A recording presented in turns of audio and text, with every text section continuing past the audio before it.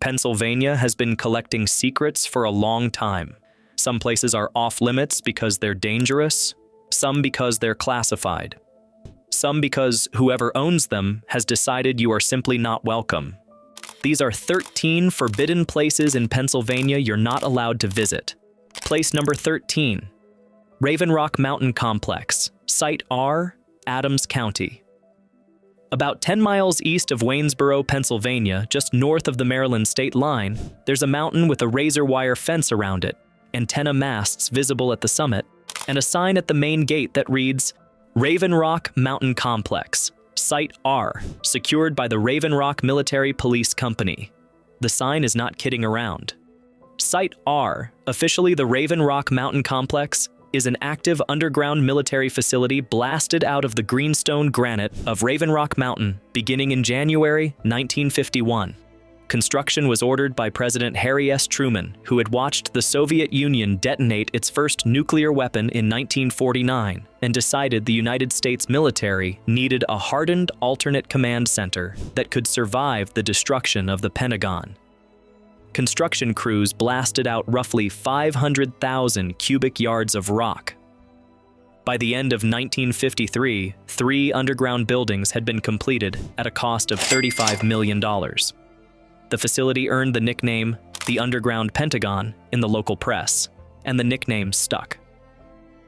Inside the mountain today are 5 freestanding 3-story buildings, structures that look like ordinary office buildings, housing emergency operations centers for the Army, Navy, and Air Force. The complex has its own underground water reservoirs, dual power plants, a hospital, dining facilities, a dental clinic, and a chapel. By some accounts, it can accommodate up to 3,000 personnel. It has been continuously staffed and operational since it was completed. Raven Rock has been used in an actual emergency exactly once. On September 11, 2001, Vice President Dick Cheney and other senior Department of Defense officials were evacuated there after the Pentagon was attacked. Cheney directed his office from the complex for several days. Everything else it has prepared for, a Soviet nuclear strike, a catastrophic attack on Washington, has not, thankfully, arrived. You can drive along the surrounding roads and see the perimeter fence. You can see the antenna masts on the hilltop. That is as close as you are getting. Unauthorized access is a federal offense, and the security apparatus behind those gates is not the kind that asks twice. Place number 12, Iron Mountain Underground Storage Facility, Boyers, Butler County. About 60 miles north of Pittsburgh, in the rural Butler County community of Boyers, there is a former limestone mine that now functions as one of the most secure storage facilities in the world. And you are absolutely not getting in without an appointment, a background check, and a very good reason for being there. The mine was originally operated by United States Steel, which excavated limestone there from 1902 to 1952. When U.S. Steel left, the abandoned mine found a new purpose. National Underground Storage began using it for record storage in 1954, capitalizing on the stable temperature, natural humidity control, and the 20-foot-thick limestone seam covered by impermeable shale rock above, a combination that makes the facility naturally blast-resistant and climate-controlled without expensive infrastructure. Iron Mountain, Incorporated, acquired the operation in 1998 for $30 million, and the facility has grown into a 1.8 million square foot underground complex, 315 acres of underground space, sitting 220 feet below the surface. The streets inside the mine have names. There are traffic signs. Shuttle buses run through the tunnels to transport employees between sections. The vaults range from room-sized to the scale of large warehouses. What's stored there? The U.S. Office of Personnel Management keeps federal employees' retirement and security clearance records here. The IRS, Warner Brothers, Universal Music Group, and the National Library of Medicine are among the tenants. The Corby's photographic collection, once owned by Bill Gates and now merged into Getty Images, is stored there, along with memorabilia left at the Flight 93 crash site in Shanksville. The company's vaults hold original recordings of Frank Sinatra and master recordings from Sony and Universal Music Group, among other clients whose identities are not publicly disclosed. The facility has never experienced a verified security breach. Armed guards, biometric security systems, and a location inside a mountain that most people driving through Butler County would never guess exists make it a reasonably effective deterrent. It is privately owned and operated. Access is by client appointment only. If you do not have a vault, you do not have a reason to be there, and they will let you know. Place number 11, 3 Mile Island, Dauphin County. 3 Mile Island sits in the Susquehanna River about 10 miles southeast of Harrisburg. It is, technically, an island. It is also, technically, no longer an active nuclear power plant, though that may be changing. What it is, without question, is a place you cannot visit without authorization. And the nuclear security perimeter established by federal law makes unauthorized approach a matter handled not by a courtesy call, but by a federal law enforcement response. On March 28, 1979, equipment failure and a series of human errors at TMY's Unit 2 reactor triggered the worst nuclear accident in United States commercial history. A partial meltdown occurred, releasing radioactive gases and radioactive iodine into the environment. Pennsylvania Governor Dick Thornburgh recommended that pregnant women and preschool-aged children within 5 miles of the plant evacuate. President Jimmy Carter personally visited the site on April 1, 1979, 4 days after the accident began, partly to assess the situation and partly to demonstrate that standing near 3 Mile Island was not immediately fatal, which was a message the public genuinely needed at the time. Unit 2 never operated again. It has been in various stages of decommissioning for decades, and its partially melted reactor core was removed in the late 1990s. Unit 1 continued generating power until it shut down in September 2019 for economic reasons. In September 2024, Constellation Energy announced a $1.6 billion plan to restart Unit 1, to be renamed the Crane Clean Energy Center, to supply power to Microsoft under a 20-year agreement with restart projected for 2028. A permanent U.S. Coast Guard security zone surrounds the island and the water around it. No unauthorized vessels may approach. No unauthorized personnel may access the facility grounds. This has been the case since the post-9/11 security upgrades in 2003 and 2004. The site itself has the appearance of a large industrial facility on a river island, with its distinctive cooling towers visible for miles in any direction. The cooling towers at 3 Mile Island, by the way, were never actually used for nuclear cooling. They were part of Unit 2's condenser system. Most people don't know that. Most people also don't know the towers are still there, which they are, still quietly marking a stretch of the Susquehanna River that changed the course of American energy policy. Place number 10, SCI Greene, Greene County. The State Correctional Institution at Greene, located in Franklin Township in the far southwestern corner of the state near Waynesburg, is a maximum security supermax prison. And before you ask, no, the public does not visit supermax prisons. That is not how those work. SCI Greene is operated by the Pennsylvania Department of Corrections and was built on a 128-acre site known as the Allison Tract. Ground was broken on October 29, 1991, and the first inmates arrived on January 3, 1994. At capacity, the institution houses approximately 1,760 offenders in 11 housing units. For years, SCI Greene was home to the overwhelming majority of Pennsylvania's death row inmates. At its peak in the mid-2000s, around 80% of all men under capital sentence in Pennsylvania were housed there in 2 specially designated cell blocks.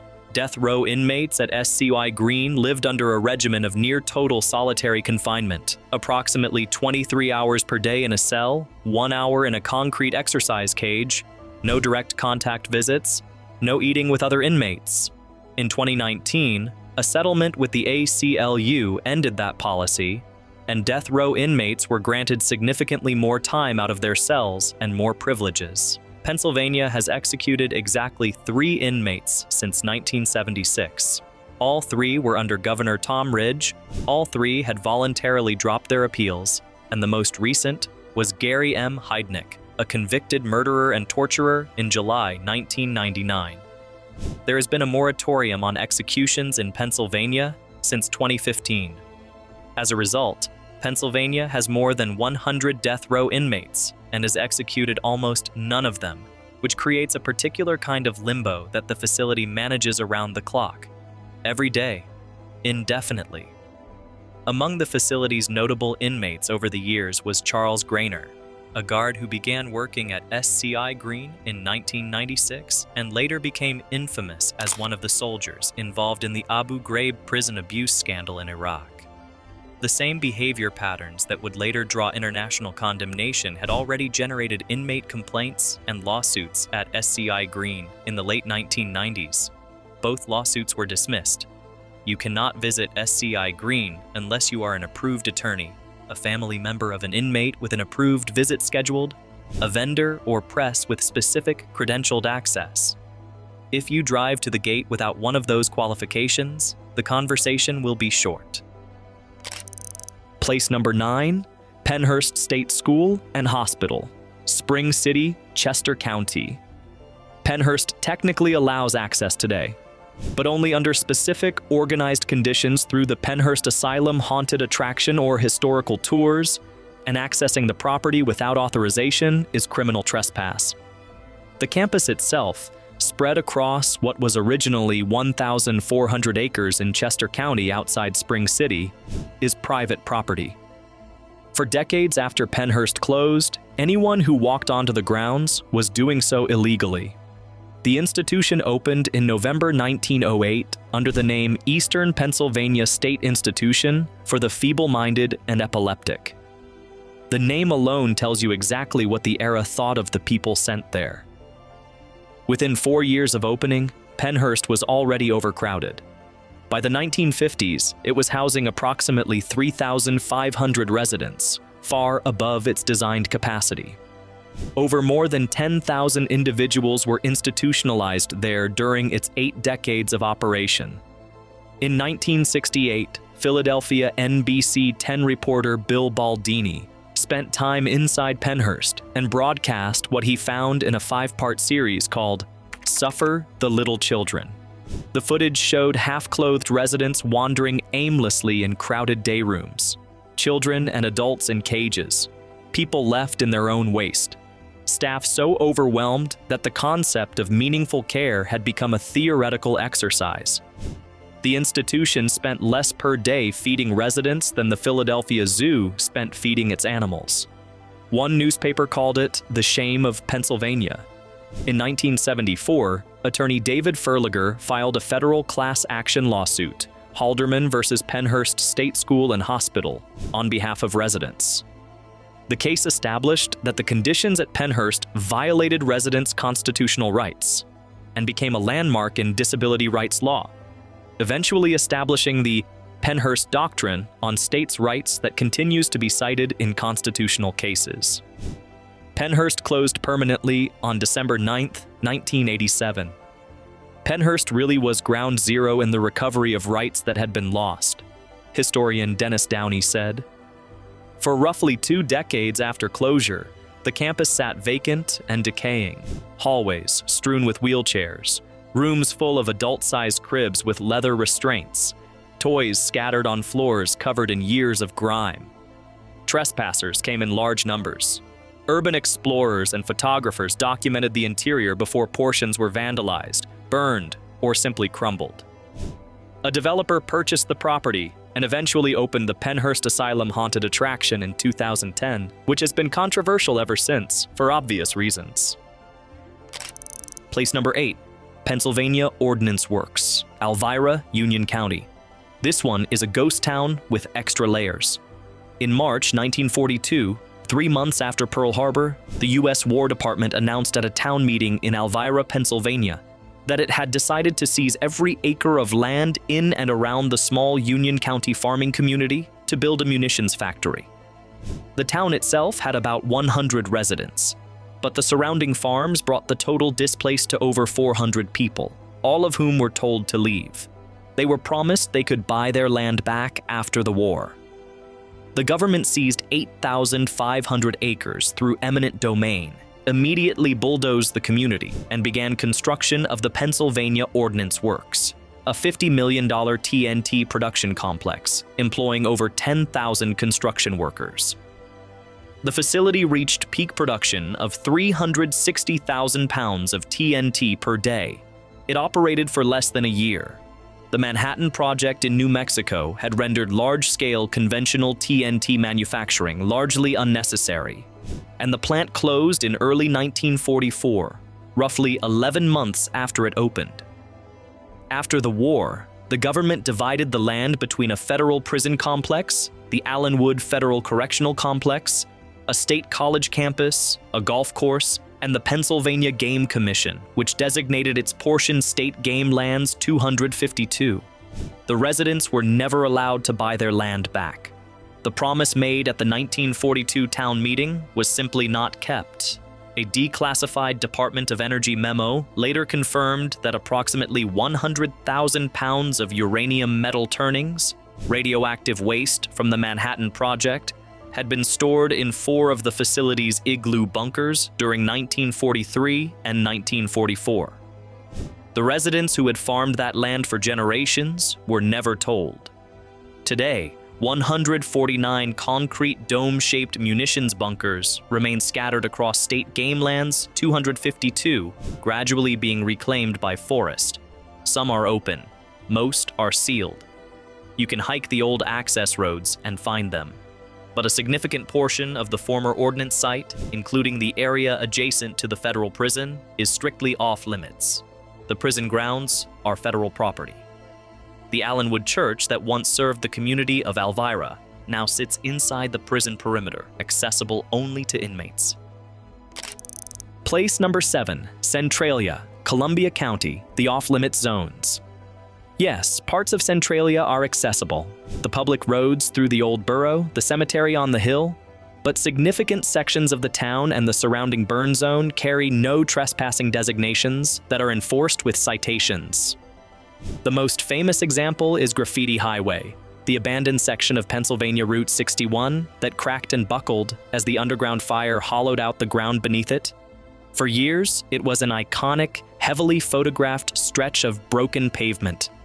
The property owner buried it in April 2020, covering the road with several feet of fill to permanently deter visitors. That didn't entirely work. People still trespass on the land above it. The fire itself began on May 27, 1962, when members of the Centralia Volunteer Fire Company were hired to burn trash in the town landfill, an abandoned strip mine pit near the Oddfellows Cemetery. An unsealed hole in the pit allowed the fire to reach an exposed coal seam. The coal seam runs directly into the labyrinth of abandoned mines beneath the entire borough, and the fire has been burning ever since. It now reaches depths of up to 300 feet, covers roughly 8 square miles, advances at approximately 75 feet per year on 4 separate fronts, and has enough remaining coal beneath it to continue burning for an estimated 250 years. By 1981, 12-year-old Todd Domboski nearly died when the ground opened beneath him, and he fell into a steaming sinkhole. He grabbed a tree root and was pulled out by his cousin. That incident accelerated the federal decision to fund resident relocation. Congress appropriated more than $42 million in 1984. Governor Bob Casey invoked eminent domain in 1992. The U.S. Postal Service discontinued Centralia's zip code in 2002. A handful of residents won the legal right to remain through a 2013 settlement. As of current records, fewer than 10 people live in the borough. The ground on certain sections of the property is hot, unstable, and capable of opening without warning. The warning signs the state erected, many of which have since disappeared, described the area as a place where the earth could collapse beneath a person at any moment. Some sections are posted no trespassing specifically for that reason. Others are privately owned by the last remaining residents, and walking onto those properties would make you both a trespasser and extremely unwelcome. Place number 6. Eastern State Penitentiary, Restricted Areas, Philadelphia. Eastern State Penitentiary is open for tours, but large portions of the complex are physically inaccessible, and the cell blocks, corridors, and structures visitors are permitted to explore represent only part of the full campus. Several cell blocks remain too structurally unstable for any public access. The prison opened in 1829, designed by architect John Haviland in a Gothic castle style with a radial floor plan allowing a single guard in the central rotunda to see directly down each of the 7 cell blocks. It was the most expensive building in the United States at the time of its construction. Its operating philosophy, the Pennsylvania system of absolute silence and total isolation, was intended to produce genuine moral reflection and rehabilitation. It mostly produced severe mental illness among the inmates forced to endure it. The prison held Al Capone for just over 7 months, arriving August 8, 1929, and released March 17, 1930, following a conviction for carrying a concealed weapon. His cell at Eastern State was reportedly furnished with considerably more comfort than standard issue. Bank robber Willie Sutton escaped from Eastern State in April 1945, along with 11 other inmates, through a tunnel they had dug over about a year. He was recaptured the same day on a Philadelphia street. The prison closed in 1971, sat completely abandoned for nearly 2 decades, and reopened for organized tours in 1994. It was designated a National Historic Landmark in 1965. It is maintained today as a preserved ruin. The crumbling cell blocks, peeling paint, and collapsed ceilings are kept exactly as they are. The sections visitors cannot access include several cell blocks that have experienced structural collapse. The walls are not stable, the floors are not reliable, and the roof has failed in places. Tours operate in portions of the prison where safety can be reasonably managed. Everything behind those barriers is inaccessible to the public, and the physical state of those sections makes trespassing into them a genuinely dangerous decision. Place number 5. The abandoned Pennsylvania Turnpike tunnels, Bedford and Fulton counties. The 13-mile stretch of abandoned Pennsylvania Turnpike between Breezewood and the Sidling Hill Tunnel, including both the Sidling Hill and Rays Hill tunnels, is technically on public land, but access is actively restricted. The tunnels themselves are gated and closed to unorganized entry, and the entire stretch was subject to long-running legal and regulatory battles over public access. The Turnpike's original 7 tunnels became a bottleneck almost immediately after the highway opened in 1940. The 4 lanes of highway narrowed to 2 lanes inside each tunnel. By the 1950s, 5-mile backups were routine on summer weekends. The state eventually chose to bypass 3 of the 7 tunnels: Laurel Hill, Rays Hill, and Sidling Hill. The Sidling Hill and Rays Hill tunnels, along with the 13-mile stretch between them, were officially abandoned on November 26, 1968, when the bypass opened. The Pennsylvania Turnpike Commission sold the property to the Southern Alleghenies Conservancy for $1 in 2001. It is now managed as a trail corridor, but the tunnels themselves are gated and access is controlled. The Sidling Hill Tunnel is 6,782 feet long, over 1.25 miles, and inside it gets dark immediately. Acoustic echoes multiply every sound. Stalactites have formed on the ceilings from decades of seeping groundwater, and the walls are covered in graffiti from those who have found ways in. The Rays Hill Tunnel, at 3,532 feet, is shorter but equally dark. The tunnels have been used for film production. The 2009 film The Road, starring Viggo Mortensen, was filmed at Rays Hill Tunnel because the location needed no modification to look like the aftermath of civilization's collapse. Unauthorized entry into the tunnels remains prohibited. The trail on the surface of the abandoned roadbed is accessible under organized use conditions, but the tunnels themselves are not open to casual visitors. Place number 4. Byberry Mental Hospital Site, Philadelphia, Northeast. Byberry. Formerly the Philadelphia State Hospital at Byberry, closed in 1990 after 84 years of operation. For approximately 2 decades after its closure, the campus sat completely abandoned in what had become a northeastern Philadelphia residential neighborhood with no meaningful security and no organized access. Trespassing was technically illegal throughout this period, but enforcement was inconsistent and the location became one of the most documented abandoned facilities in the United States. At its peak, in the 1950s, Byberry held approximately 6,000 patients, more than double its designed capacity. In 1946, conscientious objector and former attendant Albert Maisel published an exposé in Life magazine documenting conditions inside. Naked patients locked in rooms, patients chained to walls, conditions he compared to those in Nazi concentration camps. The report contributed to a national wave of psychiatric reform advocacy. What distinguished Byberry from other institutions was its underground tunnel network, a subterranean corridor system connecting buildings across the campus, used to move patients between facilities without letting them outside. This tunnel system drew particular attention from urban explorers after closure because of what it said, architecturally and philosophically, about how the institution conceptualized its residents as people who should not be allowed outdoors. The tunnels connected the wards, the administration building, and ancillary structures in a maze beneath the campus grounds. Most of the buildings were demolished between 2006 and 2013. The land has been redeveloped into a residential neighborhood. Nothing above ground visible today communicates what stood there for most of the 20th century. The tunnels may or may not still exist in some form beneath the new development, but there is no legal access to them, and attempting to find out would mean trespassing on private residential property. Place number 3. Federal Correctional Complex Allenwood, Union County.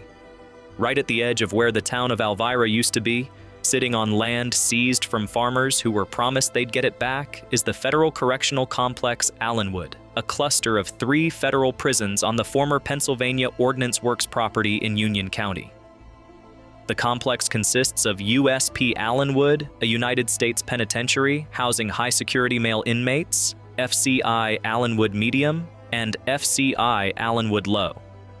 The high-security USP Allenwood, opened in 1993, has housed a number of high-profile federal inmates over the years.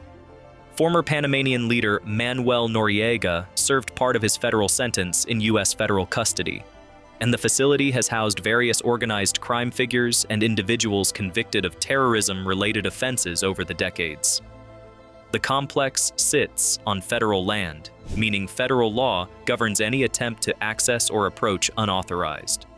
Christ Lutheran Church, the only building that survived the original demolition of Elvira in 1942, is physically inside the prison perimeter. It is now used as a chapel for inmates. The cemetery that once served the community of Elvira is accessible only to family members of those interred there. Everyone else is outside the fence. Place number 2, Pennsylvania Nuclear Power Plants, multiple counties. Pennsylvania operates 4 active nuclear power plants. They are Beaver Valley Nuclear Power Station in Shippingport, Beaver County, Limerick Generating Station in Limerick, Montgomery County, Peach Bottom Atomic Power Station in Peach Bottom Township, York County, and the restarting 3 Mile Island Unit 1, discussed above. Every active nuclear facility in the United States operates under a federally mandated security zone established by the Nuclear Regulatory Commission and enforced jointly by site security teams and federal authorities. The post-September 11th security enhancements implemented between 2001 and 2004 dramatically increased these perimeters. At 3 Mile Island, a permanent Coast Guard security zone on the Susquehanna River was established in 2004. At other sites, exclusion zones around the physical plant footprint and approaching roads are clearly posted and strictly enforced. Nuclear power plant security is handled by armed security personnel with federal law enforcement authority. Access to nuclear power plants is protected under federal law. The NRC has stated plainly in its public guidance. Unauthorized access is a federal crime. Visitors to these sites do not arrive unannounced. They do not arrive at all without sponsorship from the operating company, formal credentialing, and background clearance. The facilities that generate the electricity powering a substantial portion of Pennsylvania are, by design and federal mandate, places you cannot go. Place number 1, Centralia's Graffiti Highway, Columbia County, buried and posted. The full arc of Graffiti Highway deserves its own entry because its story ended in a way that has a particular kind of finality. For years, the abandoned stretch of Pennsylvania Route 61 through Centralia was one of the most visited urban exploration sites in the northeastern United States. The highway had been closed to traffic in 1993 as the underground fire buckled and cracked the asphalt above it. Steam vented from fissures in the pavement. The road surface was warm to the touch. And over the following years, artists and visitors covered every inch of the surface with graffiti, political messages, personal declarations, elaborate murals, until the abandoned highway had become, ironically, one of the most documented stretches of pavement in Pennsylvania. By 2020, the volume of traffic had become a genuine problem for the private landowner who controlled the property, and the trespassing, including vehicles, was unrelenting. In April 2020, the owner hired contractors to bury the road under several feet of fill, permanently ending access. The contractors arrived over a single weekend and covered Graffiti Highway completely. People still come. They still trespass on the land above the buried road. Police have been issuing citations. The ground above the buried highway is private property, posted no trespassing, and it sits above an underground coal fire that can make the ground unstable, emit toxic carbon monoxide through surface cracks, and that has already swallowed one 12-year-old. The warnings are not metaphorical. If you're looking for something to see here, you're going to be disappointed. One Centralia resident said to reporters documenting the aftermath of the burial, "There's nothing left." Pennsylvania's forbidden places tell a particular kind of story about military paranoia, about industrial ambition, about what happens when institutions operate without accountability, and about what governments are willing to do when they decide something is more important than the people already living somewhere. From a mountain built to survive nuclear war to a town the government erased for a munitions plant, it operated for less than a year. The state has more off-limits territory than most people who live here realize. Some of these restrictions exist for legitimate safety and security reasons.